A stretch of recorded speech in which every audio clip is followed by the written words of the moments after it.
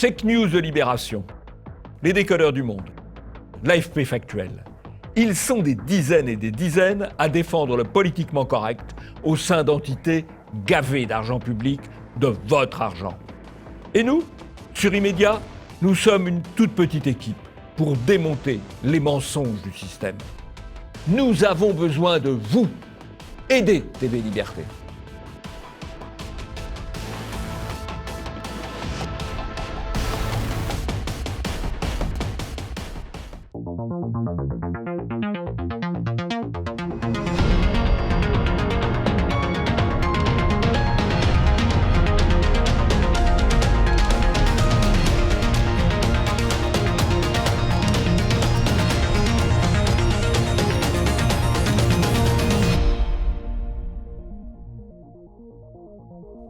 Bonjour à tous et bienvenue dans ce nouvel Immédiat. Bonjour Jean-Yves. Bonjour Nicolas. Alors je vous rappelle que cette émission est disponible sur le site de TV Liberté, tvliberté.com, mais aussi sur la chaîne YouTube de Jean-Yves Le Gallou, donc n'hésitez pas à vous abonner. Manif contre l'islamophobie, les médias complices des islamistes. Si de nombreux médias fidèles à leur islamophilie ont évidemment salué la manifestation du 10 novembre, on a commencé à sentir un début de prise de conscience du danger de la situation chez certains journalistes et observateurs. Un poilu qui viole sa femme, Check News qui s'attaque à la carte du QI, encore une semaine médiatique riche en exagération et en manipulation. Marion Maréchal diabolisé, un cas d'école. Un célèbre historien russe a été arrêté à Saint-Pétersbourg pour une sordide affaire de meurtre. Il était lié à l'ICEP de Marion Maréchal, les médias s'en sont donc donnés à cœur joie.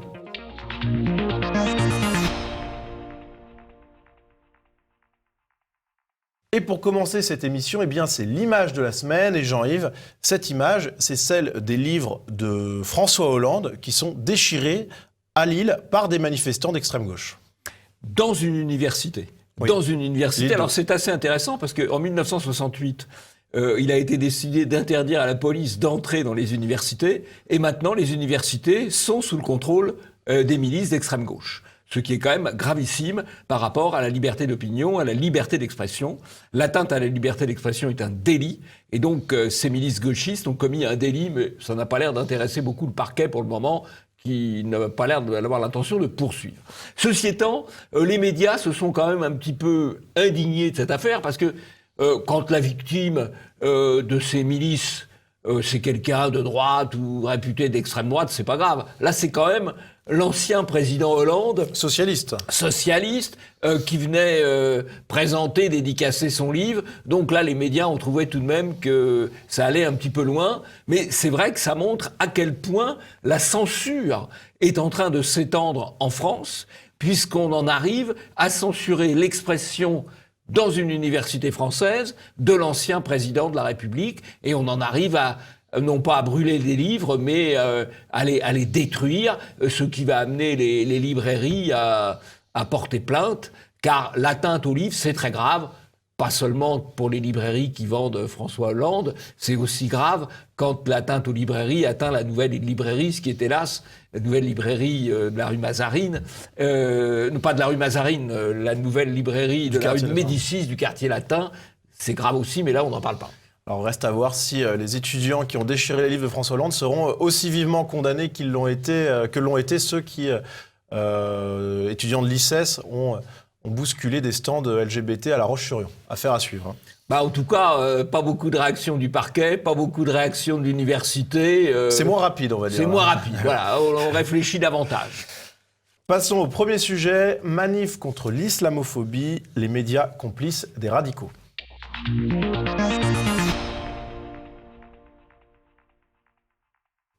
Ce dimanche 10 novembre à Paris, plusieurs milliers de personnes se sont réunies pour manifester contre ce que ces personnes appelaient l'islamophobie. Après de vives polémiques au sein de la gauche française, le PS avait décidé de ne pas participer à la manifestation, tandis que certains membres de la France insoumise, comme François Ruffin par exemple, apparaissaient très gênés et n'avaient pas fait le déplacement. La manifestation s'est déroulée dans un calme relatif, mais les équipes de TV Liberté et de Boulevard Voltaire ont été exfiltrées par des militants NPA. Jean-Yves, que penser de cette exfiltration D'abord, c'est la preuve manifeste de l'alliance islamo-gauchiste. Islamo-gauchiste, c'est pas seulement un slogan, On a vu dans cette manifestation des militants du NPA, on a vu des militants du Black Bloc qui, curieusement, n'ont rien cassé, là, la main dans la main, avec les militants islamistes.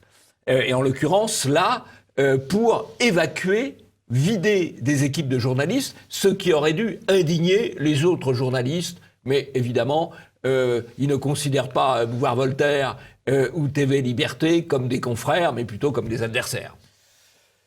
Alors, il y a eu un traitement médiatique partial de cette manifestation avec, par exemple, Libération qui titre « À la marche contre l'islamophobie, laïcité, on t'aime, tu dois nous protéger ». Dans cet article, les journalistes de Libération donnent la parole aux manifestants qui rivalisent d'anecdotes un petit peu larmoyantes sur les actes islamophobes qu'ils subiraient.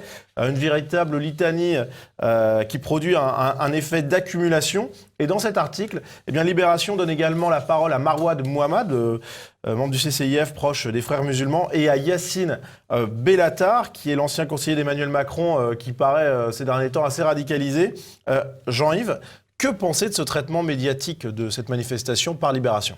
Libération, en fait, a repris purement et simplement la communication du CCIF, c'est-à-dire des frères musulmans, des organisateurs. C'est la communication. D'ailleurs, on le voit très bien avec l'image qui est mise en avant, où ce sont des femmes voilées, avec le drapeau tricolore. Il n'y en avait pas beaucoup dans la manifestation. Il y en avait quand même. Il y en a eu quelques-uns, mais c'est là-dessus qu'on focalise.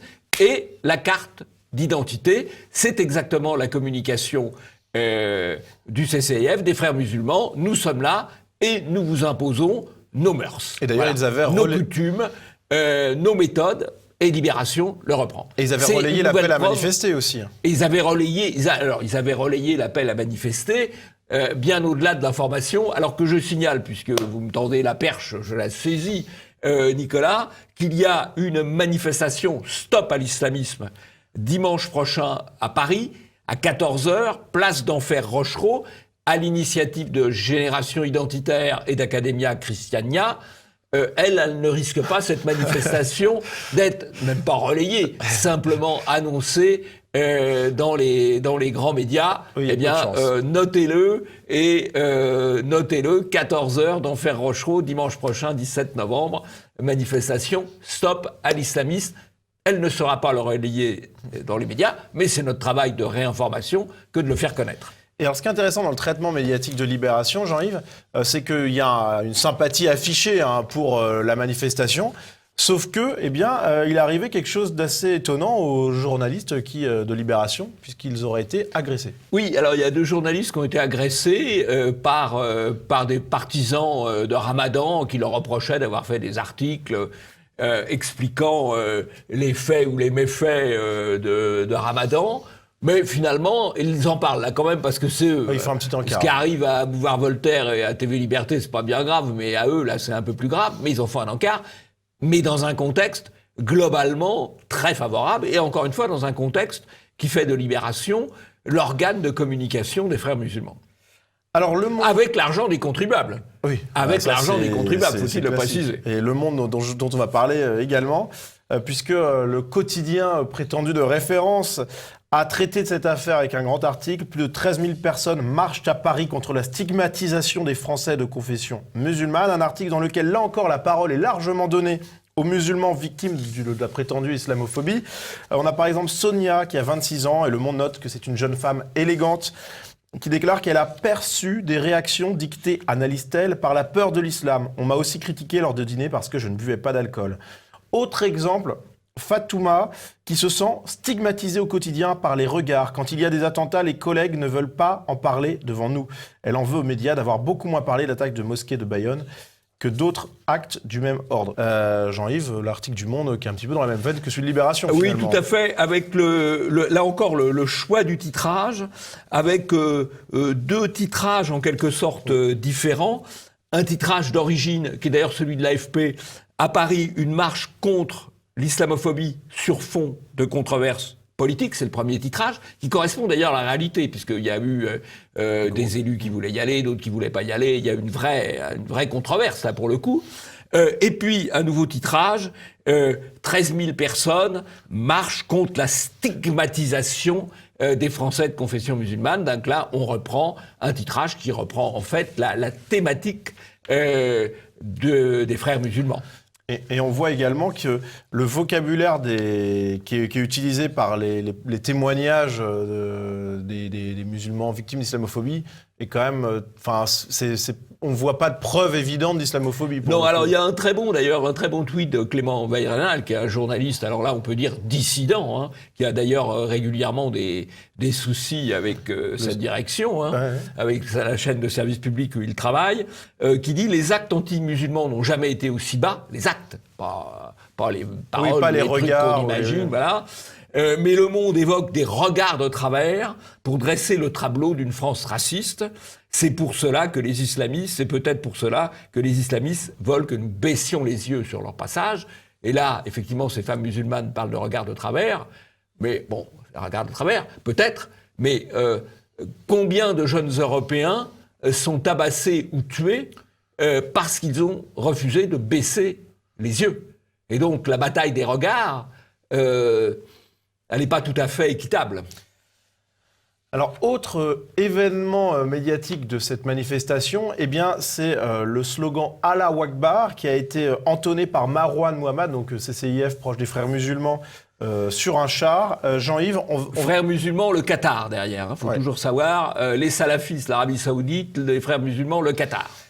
Et donc, Jean-Yves, on va regarder cette vidéo de Marouane Mohammad. On dit Allahu Akbar. Parce qu'on est fiers d'être musulmans et on est fiers d'être citoyens français. Alors, il y a deux grandes expressions musulmanes. Il y a « Inch'Allah », Dieu le veut, qui est un peu fataliste. Et puis, il y a « Allah Akbar », Dieu est grand, qui est beaucoup plus combative comme expression. C'est à la fois un cri de joie, un cri de guerre, un cri de conquête. C'est quand même, faut pas l'oublier, la dernière parole qu'ont entendue les victimes du Bataclan et les autres victimes du terrorisme islamique. C'est la dernière parole qu'ils entendent. C'est pas tout à fait neutre. Alors pourtant, eh bien, les déclarations, enfin le cri scandé à l'Akbar a été défendu par Libération, par Le Monde également, qui reprend donc l'explication de Marouane Mohammad sans contextualisation. Check News également. Et donc, on voit, Jean-Yves, que finalement, les médias ont été plutôt prompts à écouter les propos de Marouane Mohammad et de ne pas chercher la petite bête. Bon. Ils sont dans le relais de communication des frères musulmans. Ce qui est vraiment, je me répète, pardon, Nicolas, pardon, chers amis web spectateurs, mais ces journaux qui sont subventionnés et donc qui sont payés par le contribuable font au fond un travail de communication et non plus d'information au service des frères musulmans. Alors, il y a quand même des petites voix dissonantes au sein du monde médiatique sur cette manifestation, puisqu'on l'a vu, on a vu plusieurs éléments qui nous faisaient penser que certains journalistes prenaient un peu leur distance. Déjà, le titre de l'AFP, l'article est très politiquement correct, mais le titre « Plusieurs milliers de personnes à la marche controversée contre l'islamophobie à Paris », on voit que la marche est controversée, et on voit auprès de plusieurs éditorialistes et de plusieurs journalistes, on sent bien qu'il y avait quand même une petite gêne par rapport à cette marche. Oui, alors il y a eu une gêne, on va dire, des milieux de gauche laïque, des milieux maçonniques, il faut bien dire les choses, type Printemps républicain, type l'ICRA, qui ont quand même été réservés sur cette manifestation, d'abord qui n'y ont pas participé, voire quelqu'un comme Laurent Bouvet du Printemps républicain, qui ont carrément combattu ce type de manifestation, et qui sont d'ailleurs mis en cause. Alors malgré tout, ces gens-là ont un peu d'influence sur les médias, sur un certain nombre d'éditorialistes, qui peuvent aussi prendre eux-mêmes un peu de recul. On a eu pas mal de recul, mais c'est vrai que c'est un peu différent parce qu'ils sont quand même toujours un petit peu décalés par rapport aux tendances dominantes dans les médias. Chez Pascal Praud, par exemple, sur CNews et d'autres, bien sûr. Et ça pourrait même être finalement aussi une position qui a été tenue par certains membres du gouvernement de critiquer cette marche, ou en tout cas certains mots d'ordre de cette marche, et donc ça a pu permettre à certains journalistes d'embrayer un petit peu aussi, quoi. Oui. Donc relais de communication là de Oui, là Macron, il y a eu autant Le Monde et Libé ont fait la com des frères musulmans, autant d'autres organes comme Marianne par exemple ont été nettement plus sur la réserve. Et alors, autre image médiatique qui a provoqué l'indignation, c'est cette visuel mélangeant croissants musulmans et croix juive. L'idée, c'était de faire un parallèle entre le sort des Juifs durant la Seconde Guerre mondiale et les musulmans aujourd'hui. Sauf que donc ça a fait hérisser un peu les poils de tout le monde. Le Figaro qui titre « Manifestation contre l'islamophobie, polémique autour de l'étoile jaune » avec des personnalités qui ont noté que c'était un parallèle indigne. Qu'en pensez ? Si vous voulez, la communication des islamistes consiste à reprendre la communication antiraciste, entre guillemets, et donc à réutiliser aussi, à coup de poing Godwin, la Seconde Guerre mondiale. Ça finit par perdre un peu de sa crédibilité et de sa force. Et je crois qu'on assiste, personnellement, à la fin du point Godwin. Parce qu'à partir du moment où vous dites que Zemmour, c'est Drummond, à partir du moment où vous dites que Zemmour est antisémite, à partir du moment où les musulmans en France, ou des musulmans en France, en 2019 expliquent qu'ils sont traités comme les Juifs en 1943, tout ça finit par être trop, quoi, voilà. Et je crois qu'on assiste à la fin du point Godwin, et je pense que c'est une bonne chose, parce que le point Godwin, c'est la négation du raisonnement. Ça vise à arrêter toute discussion, de attention, ça évoque les heures les plus sombres de notre histoire. Bon, ça fait 75 ans, il faut peut-être passer à autre chose. Eh bien, nous, Jean-Yves, nous allons passer à la revue de presse.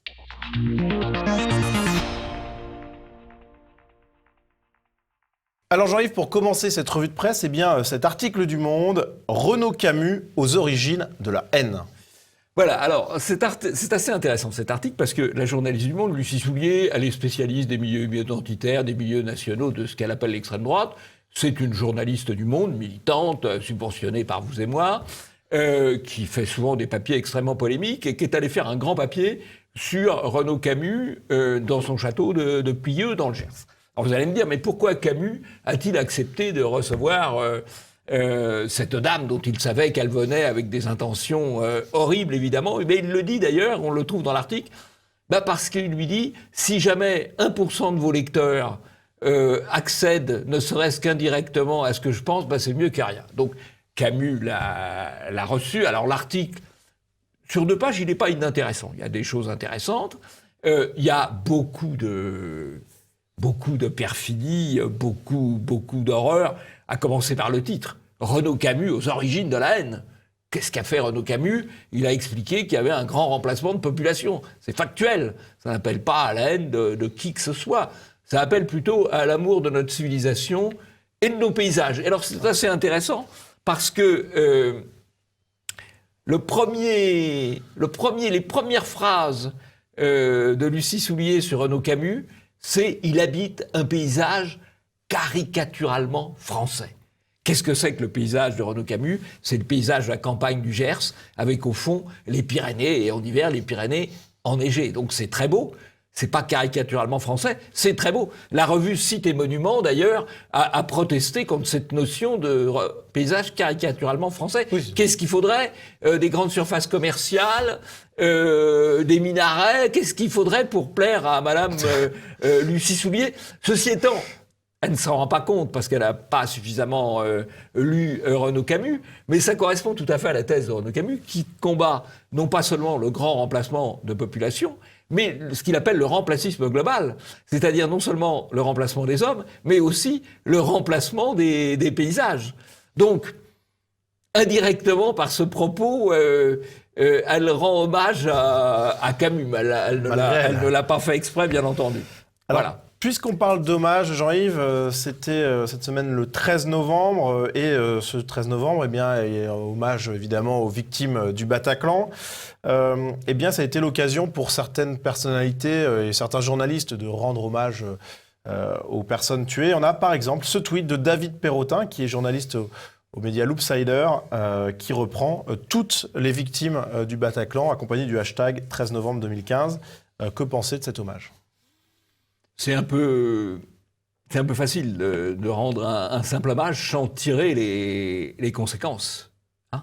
Qu'est-ce qu'on fait pour empêcher que ça ne recommence pas, alors que les vagues migratoires ne cessent de se succéder et que les attentats terroristes ne cessent de se succéder, même s'ils n'ont pas l'ampleur, pour le moment, qu'a pu avoir l'attentat du Bataclan. Alors, il y a effectivement... C'est se donner bonne conscience un petit peu à bon marché. Surtout quand on est journaliste de l'Oopsider et qu'on tient qu'on produit des contenus très immigrationnistes. Et il y a eu une autre personnalité, au-delà des journalistes, qui a rendu hommage aux victimes du Bataclan, c'est Jean-Luc Mélenchon. Oui, alors Jean-Luc Mélenchon, lui, il est quand même extraordinaire parce qu'il rend hommage aux victimes du Bataclan dans une petite opération politicienne où il n'est d'ailleurs tout seul, il n'est pas accompagné de ses amis musulmans avec qui il a défilé dimanche dernier. Oui, il y a du monde qui s'est perdu en route. Il y a du monde qui s'est perdu en route. Et puis tout de même, il a défilé dans une manifestation qui s'est conclue au cri de Allah Akbar, on l'a dit. Allah Akbar, c'est les derniers mots qu'ont entendus les 130 victimes du Bataclan. Alors, retour sur le service public, France 2, le JT de 13h, qui, la veille du 11 novembre, produisait une édition spéciale sur les poilus. Et voici un extrait d'un reportage publié donc le 10 novembre. Mais après la guerre, comment sont-ils rentrés, ces millions de soldats démobilisés, souvent malades, blessés, certains fracassés? Edmond, l'aîné des Moreau, le grand-père revenu du front physiquement intact, mais moralement dévasté. Au fil du temps, lorsque la vie devient normale, là, il y a un autre personnage qui apparaît. Et là, je crois que les traumatismes de la guerre ressurgissent. Et ça donne de la violence ordinaire au quotidien, quoi. La première victime, ça va être sa femme, qui bat régulièrement. Et puis, je pense que les enfants vont vite faire les frais aussi de ce genre de choses. Jusqu'à l'acte irréparable, le viol de sa femme.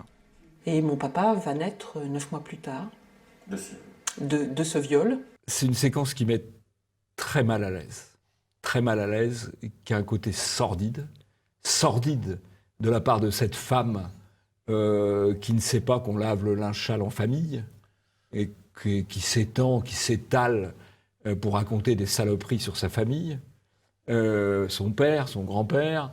Et puis, ce qui est encore plus sordide, c'est la chaîne de télévision qui est allée à service public, payée par vos impôts, qui, au moment, le 11 novembre, c'est une journée de commémoration, de mémoire, et là, on salit la mémoire française. On choisit, parce que c'est vrai qu'un certain nombre de poilus ont pu avoir une vie difficile après. Bon, c'est pas tous, quoi. Des gens qui battent leurs femmes, il y en a malheureusement, indépendamment du fait des guerres. Mais on va chercher ça pour commémorer la mémoire française, salir la mémoire française. Et dans le même temps, d'ailleurs, qu'on majore les mémoires étrangères. C'est assez honteux, quoi. Vraiment, cette séquence est sordide. Alors, toujours sur le 11 novembre, ce tweet d'Emmanuel Macron. Hier, nous fêtions la paix, la fin de la Première Guerre mondiale. En 1918, l'Europe disait plus jamais ça. Personne n'imaginait raisonnablement que 20 ans plus tard allait commencer une nouvelle guerre mondiale, plus terrible encore que la première. Sauf que Jean-Yves, il y avait des personnes qui le disaient. Alors là, ce qui est grave quand même, c'est deux choses. D'abord, l'ignorance historique du président de la République, dont on pourrait penser quand même, alors je sais bien qu'il a raté normal, il a réussi l'ENA, vous me direz, mais il a raté normal, mais enfin, on pourrait penser qu'il a quand même un minimum de connaissances historiques. Or, après le traité de Versailles, le nombre de personnalités qui ont souligné ces dangers, notamment des personnalités de la droite nationaliste française, que ce soit Bainville, que ce soit Le Kérélis, ou même d'autres personnalités très différentes, et sous un angle différent comme Keynes en Angleterre. Donc, quand il dit on ne pouvait pas imaginer ça après la Première Guerre, il montre une ignorance crasse. Et puis, des journalistes relaient sans mise en perspective, sans rappel historique. Et ça, c'est assez intéressant, parce qu'on est dans une période où, au fond, les gens dans les médias et les gens de pouvoir ignorent tout de l'histoire ancienne ou récente, et ce qui permet de raconter absolument n'importe quoi de manière purement idéologique. Et puis un dernier point, non seulement il y a eu des lanceurs d'alerte, on peut dire, après la guerre de 14, dans les milieux dissidents, les milieux nationalistes français, et d'autres milieux d'ailleurs, Il y a aussi aujourd'hui des lanceurs d'alerte dans les journalistes sur les dangers de l'islamisme, que ce soit Zemmour, Dornelas ou quelques autres. Et ceux-là, on les marginalise, on essaye de les faire taire. Alors, autre actualité médiatique, Jean-Yves, cette semaine, eh bien, c'est l'affaire Polanski, qui repart pour un tour à l'occasion de la sortie de son dernier film J'accuse sur l'affaire Dreyfus. Et on voit par exemple Le Monde qui titre Invité décommandé, mission annulée, le cas Polanski embarrasse le cinéma français. En cause, eh bien, une nouvelle femme qui a annoncé avoir été violée violemment par cet homme en 1975, et avec Mediapart qui note que l'équipe du film a tenté de censurer des questions de presse. Donc on voit qu'il y a quand même un rapport compliqué avec les médias sur cette affaire. Alors, c'est une affaire compliquée. D'abord, France Inter, média de service public payé par les contribuables, pardon de me répéter, explique, la directrice de France Inter, Madame Bloch, explique que c'est un film officiel défendu par la direction. Il a le label officiel France Inter. France Inter. C'est quand même absolument extraordinaire. On est dans un système de type totalitaire, puisque une chaîne de service public vous dit ça, c'est un film officiel. Bon. Deuxième chose, les journalistes se font censurer par l'équipe de presse du film. Ça devrait quand même interpeller. Bon, troisième chose, en fait, c'est pas très nouveau. Alors, on va rechercher un truc qui remonte à 45 ans, ce qui est quand même discutable. Enfin, on le fait généralement maintenant. Bon, mais sur Polanski, c'est pas très nouveau, puisqu'il y a quelques années, il avait été bloqué en Suisse pour une vieille affaire, enfin de viol, poursuivie par la justice sur américaine. Une fille de 13 ans. Sur une jeune fille de 13 ans, voilà. Viol avec usage de médicaments, enfin bref. C'était assez sordide quand aussi. on refait affaire à Polanski 5 ans ou 6 ans après, on sait avec qui on refait affaire. Alors, on peut d'ailleurs refaire affaire en disant, il faut distinguer l'homme de l'artiste, un grand cinéaste, etc. C'est vrai. Mais peut-être. Mais il n'y a pas lieu d'être surpris par ce qui se passe. Mais c'est un film officiel. Donc, vous êtes allé le voir, Nicolas, ce film sur l'affaire Dreyfus? Alors, je crois qu'il est sorti. Je ne sais pas si je vais aller le voir. Je ne sais pas du tout. Je suis. Vous me prenez de court. Je n'ai pas de. Nicolas, c'est obligatoire. Hein. Bon, si c'est conseillé par France Inter, je vais effectivement. Voilà, c'est conseillé. Faire. Moi, je vous dis, c'est obligatoire. C'est obligatoire. Bon, je vais y aller pour suivre les recommandations de France Inter. Alors, autre sujet, c'est cette carte du QI qui a beaucoup circulé sur les réseaux sociaux, Jean-Yves. Et, Check News, ce matin, a produit un article. La carte mondiale des QI relayée par des comptes d'extrême droite a-t-elle une valeur scientifique ? Alors, cette histoire de différence de QI entre les populations, elle est assez ancienne. Elle avait beaucoup nourri les travaux de la Nouvelle Droite, des éditions Copernic, de la revue Nouvelle École dans les années 70, avec la publication de travaux de Jensen, de travaux des Inc., etc. Ce qui avait d'ailleurs à l'époque conduit à une grande campagne de dénonciation et de censure. Il y a 40 ans, ça n'a pas tout à fait changé, sauf que depuis, il y a eu de nouveaux développements scientifiques et qu'il y a maintenant aussi la possibilité de s'exprimer à travers les réseaux et que le fond du dossier est de plus en plus solide. Mais je crois, Nicolas, que là-dessus, vous êtes tout à fait féru et vous pouvez en parler à nos web spectateurs. Oui, alors effectivement, c'est un sujet que je connais bien parce que c'est un sujet qui me passionne par ailleurs dans le privé. Alors, pour reprendre l'article de Check News, qui a essayé donc de répondre à cette question, cette carte qu'on a vue partout sur les réseaux, et d'ailleurs c'est une belle opération de communication qui montre que on peut se passer des médias pour faire passer des idées et que les médias à la traîne sont bien obligés d'en parler. Donc là, c'est Check News qui en parle après une grosse opération sur Twitter avec le partage du hashtag carte du QI. Alors, donc du coup, Check News a essayé de voir si cette carte était valide ou pas. Et dans l'article, on commence par dire que les thèses de Lynn et Van Hanen, les auteurs de la carte, sont largement critiquées. Mais alors, ce qui est intéressant, c'est que ils ont été voir 2 auteurs qui ont critiqué, soi-disant, ces travaux. Sauf que, en fait, le Check News note qu'ils ne contredisent pas l'idée d'une corrélation entre le QI et le niveau de développement des pays. Ils remarquent que certains chiffres sont assez contestables. Donc déjà, on n'est pas dans une critique très franche, et d'autant qu'ils notent que les chercheurs déclarent que ces incohérences possibles n'altèrent pas les conclusions principales des 2 chercheurs quant aux disparités de QI. Alors là, c'est très clair, en fait, c'est très simple. À l'époque de la création de cette carte, en 2002 et en 2006, Richard Lynn était violemment critiqué par l'ensemble des spécialistes. Et l'un de ses plus féroces critiques, c'est Jelt Witcherts, qui est un scientifique néerlandais, je crois, qui lui avait proposé une variable en disant c'est pas possible que le QI des subsahariens soit, parce que c'est ça le vrai sujet polémique, soit aussi bas, aux alentours de 70. Il avait proposé une alternative à 81 contre 100 pour les Européens. Et 105 pour les Chinois ou les Japonais. 105 pour les Chinois, effectivement. Sauf que ce Witcherts, qui était son plus féroce critique, reconnaissait malgré tout que sa propre proposition alternative de 80 ne collait pas avec les variables socio-économiques africaines et que donc il y avait elle était peut-être trop élevée. En 2013, pour régler la dispute, c'est une des sommités du milieu scientifique, Rinderman, qui a considéré que le chiffre de 75 pour le QI moyen des subsahariens était sans doute le plus fiable. Et en 2017, David Baker, qui est chercheur à l'université de Chemnitz en Allemagne, a décidé de réunir toutes les données utilisées par Richard Lynn, de vérifier leur sérieux de leur recherche. Donc il a tout étudié, tout compilé, etc., et en rajoutant d'autres études qui étaient parues entre-temps, etc. Et il a conclu que Lynn et Van Hanen ont souvent été accusés d'avoir délibérément manipulé les chiffres. Je ne peux absolument pas le confirmer. Et donc, avec une carte qui était remise à jour, alors oui, il y avait des petites babioles qui n'allaient pas à certains endroits, mais globalement, aucun expert aujourd'hui ne peut nier qu'il existe une forte différence intellectuelle moyenne entre les populations humaines. C'est impossible, voilà. Donc ça, c'est le premier point. Et c'est l'avantage du débat. Parce que le débat, il y a une thèse qui a été exposée, il y a une thèse qui a été critiquée.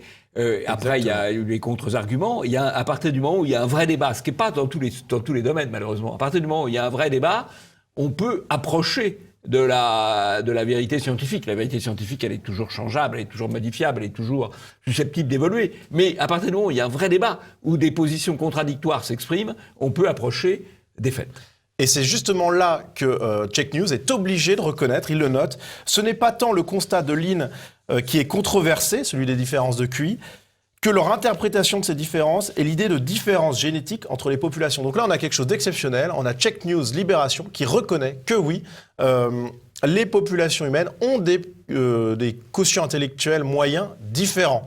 Maintenant, c'est la question de savoir si c'est génétique ou environnemental, c'est-à-dire si c'est la nature ou la culture. Et alors, sur cette question, il y a eu des recherches qui ont été effectuées. Alors, Check News tente de minorer la question génétique en disant que c'est quelque chose qui ne fait pas du tout consensus, etc.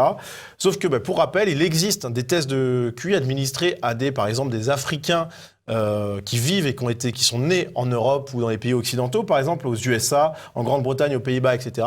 Et on se rend compte que dans tous ces pays, le QI moyen est de 85. C'est-à-dire qu'on n'est plus aux 70, 75 dans les pays africains, mais qu'ils ont augmenté leur QI de quasiment 15 points. Donc, ce qui est énorme. S'agissant d'ailleurs des Noirs américains, en fait, les Noirs américains, ils sont un peu noirs, ils sont un peu blancs.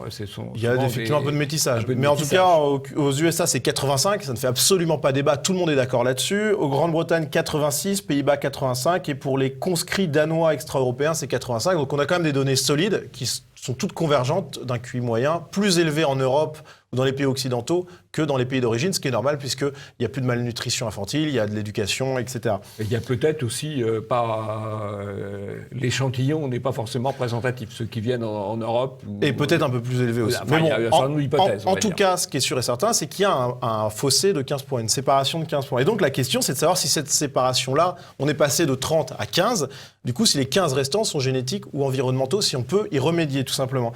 Alors, effectivement, comme le note Check News, il n'y a pas de consensus à l'heure actuelle sur la question, tout simplement parce que les mécanismes de causalité génétique sont très très complexes à démontrer. La preuve, c'est que par exemple, le mécanisme de la causalité génétique de la taille, qui est pourtant, tout le monde sait que c'est génétique, mais ça a été très dur à prouver, c'était en 2017 simplement. Donc c'est pour vous montrer que le consensus, il va être très dur à trouver, mais ça n'empêche pas qu'il puisse y avoir une réalité. Alors, Check News n'a pas cité quelque chose de très simple sur la question. C'est des études d'opinion sur des experts qui peuvent être interrogés sur cette question du fossé de 15 points entre les Africains vivant dans les pays occidentaux et les Européens. Alors, lors de la dernière étude sur le sujet, en 2014, 69% des spécialistes interrogés ont estimé que 30 à 90% de cette différence était génétique, donc que la différence était significativement génétique. Et pour 55% des experts, la génétique joue même un rôle égal ou supérieur à 50%. Donc, on a des experts qui sont quand même, on n'est pas dans le consensus, mais dans le consensus scientifique du terme, au sens scientifique du terme, pardon, mais on est dans quelque chose de très fort. Et surtout, grâce aux progrès scientifiques récents, eh bien, nous aurons bientôt la réponse définitive. Pour information, en 2018, une étude vraiment colossale de qualité a découvert 709 gènes liés à l'intelligence. Donc on n'est pas loin d'avoir la réponse, mais en tout cas, Check News a omis de mentionner quelques éléments, mais reconnaît déjà qu'il y a une différence, ce qui est déjà exceptionnel. Voilà. En tout cas, c'est bien qu'il y ait débat. Il y a eu débat, effectivement. Bien, passons au deuxième sujet. Marion Maréchal diabolisée, un cas d'école.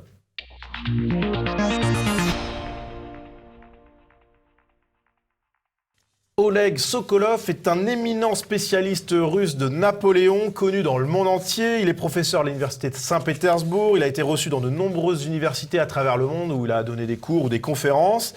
Il a été décoré de la Légion d'honneur en 2003, ce qui n'est pas rien. Et ce dimanche, on a appris qu'il avait été arrêté par la police en état d'ivresse après être tombé dans un fleuve. Dans son sac à dos, des membres découpés du cadavre de sa compagne qu'il a reconnu avoir tué. Donc un crime sordide qui aurait pu rester largement inconnu en France. Sauf que bien, parmi toutes les lignes du CV de l'universitaire russe, eh bien, une ligne a particulièrement retenu l'attention des médias français. Il était en effet membre du conseil scientifique de l'ICEP, l'école de Marion Maréchal. L'historien décoré en 2003 de la Légion d'honneur en France était également membre de l'ICEP, l'école lyonnaise créée par Marion Maréchal. Dans un communiqué, l'ICEP écrit « Nous n'imaginions pas qu'il puisse commettre cet acte odieux ». Il a été limogé de l'école dès l'annonce de son arrestation. L'AFP a traité de cette affaire avec une dépêche titrée « L'historien russe Sokolov avoue avoir tué et démembré une ancienne étudiante » avec une mention de l'ICEP au cœur de l'article. Et les médias ont quasiment tous eu des titres bien différents de cette dépêche de l'AFP. Par exemple, La Voix du Nord, un historien russe prof à l'école de Marion Maréchal avoue avoir tué et démembré sa campagne. Ou 20 minutes, un prof d'histoire de l'école de Marion Maréchal soupçonné d'avoir découpé une ex-étudiante. Donc Jean-Yves, que dire du traitement médiatique de cette affaire ? D'abord, l'AFP, là, a traité les choses correctement. Ça peut s'expliquer parce que c'est écrit à Moscou. Donc à Moscou, on donne tous les éléments sur ce personnage, y compris dans ses rapports avec la France, décoré de la Légion d'honneur, professeur à la Sorbonne, et puis effectivement au conseil scientifique de l'école de Marion Maréchal. Donc, les médias français, ils pouvaient titrer de manière neutre, comme l'a fait l'AFP, source russe, ou dire un professeur à la Sorbonne, ou dire un chevalier de la Légion d'honneur. C'était moins vendeur. Non, ils disent un proche de Marion Maréchal. On y va carrément. Ouais. Bon, alors, c'est intéressant parce que c'est le cas d'école de la diabolisation. Quand Marion Maréchal crée son école, crée son conseil scientifique, on n'en parle pas ou on le dénigre. Alors qu'il y a des vraies personnalités dans ce conseil scientifique, notamment l'ancien vice-chancelier de l'Université de Paris, recteur adjoint de Paris, etc. Jamais on l'a dit. Jamais on l'a dit. Il faudrait vraiment qu'il fasse une très grosse bêtise. Oui, prions pour qu'on ne l'apprenne pas dans les médias. Ce vice-chancelier pour qu'on apprenne qu'il est au conseil scientifique de l'école de Marion Maréchal. Donc, première étape, silence. Et deuxième étape, quand on trouve quelque chose qui permet de dire du mal, alors là, on le monte en épingle.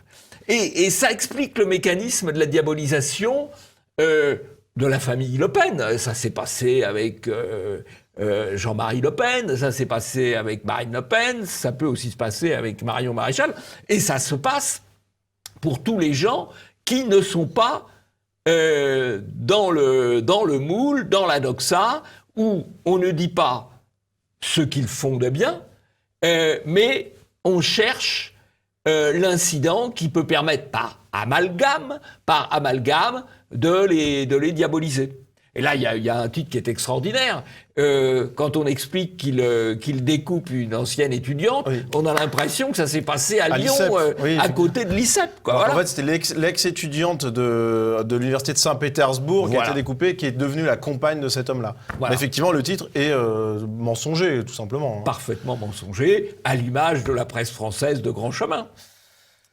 Alors Jean-Yves, on va quitter cette presse française de grand chemin puisque vous avez un coup de chapeau à rendre à 2 publications. Oui, alors un coup de chapeau à Paris de Vox, qui fait un excellent article sur les cadeaux de Noël, pas un sou pour le système, c'est-à-dire qu'au lieu d'aller chez Auchan ou à la Fnac ou commander vos livres sur Amazon, eh bien, aller faire travailler des artisans locaux, des artisans d'art français avec de bonnes inspirations, aller acheter vos livres à la nouvelle librairie et j'en passe. Donc c'est tout, il y a beaucoup de possibilités. Hein. Vraiment, c'est très bien cet article parce que on peut faire ses courses de manière autonome, si je puis dire. Voilà. À mon avis, il n'y aura pas de pot de Nutella conseillé par Paris Vox, a priori. Peut-être pas de pot Nutella. Non. Ni d'abonnement à la Maïf. Non, ni d'abonnement à la Mani, absolument. Et puis, il y a cette nouvelle revue qui vient d'être créée. La revue d'histoire La européenne. revue d'histoire européenne, qui est un peu l'héritière de la nouvelle revue d'histoire. Hein.